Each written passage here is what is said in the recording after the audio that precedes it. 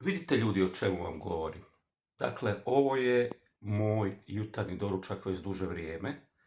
Od kada imam zdravstvenih tegoba, o tome sam pričao, da ne gnjavim i tako to.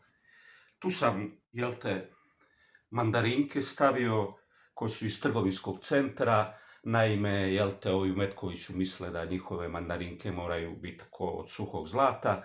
Ove su na akciji.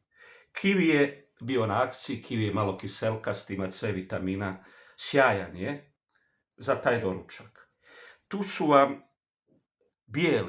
bijelo grožđe koje je bilo na akciji pa je malo ostalo još, a onda se pojavilo na akciji u jednom trgovinskom centru i ružičasto grožđe.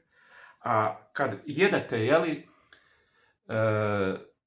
grožđe, ako nemate problema, pazite ljudi, morate paziti da ne bi slučajno imali nekakav šećer. Ali ako ga nemate, onda je grožđani šećer mila majka. Nekada, a sad nisam na akciji našao, kupim još i jabuke.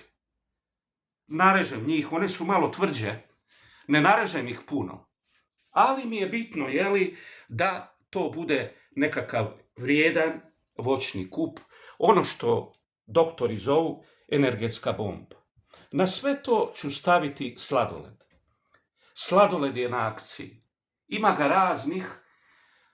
Najbolji su oni koji imaju one 4 vrste, oni šareni i tako dalje, ali nisu uvijek na akciji.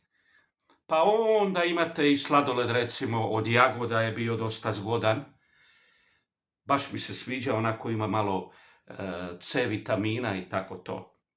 Zašto vam sve ovo govorim, dame i gospodo? Još jednom kažem, pazite na svoje zdravlje. Ja sam bivljao, nisam mislio. Kad sam stradao, sad mi je žao što nisam mislio.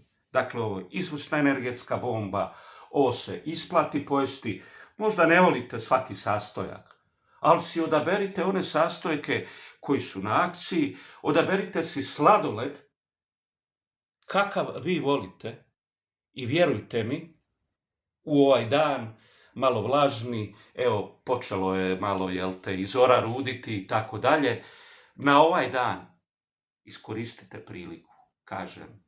Ovo će vas dići iz mrtvih, ovo će vam pomoći, ovo će vam pomoći da budete hrabri, ovo će vam pomoći da se izvučete iz depre. Bitno je, dakle, ne biti u depri, premda sam svjestan da ljudi koji su pod stresom svaki dan, ljudi koji su malo izgubljeni, ljudi koji si nisu našli smisao života, mogu biti desperatni, ali kažem, ovo je prava stvar. Još kad stavimo sladoled, to će biti sjajna stvar za ući u novi dan. A šta nas čeka u novom danu? Obično trli brli, nikad nešto genijalno, ali dobro, preživjet ćemo i ovo.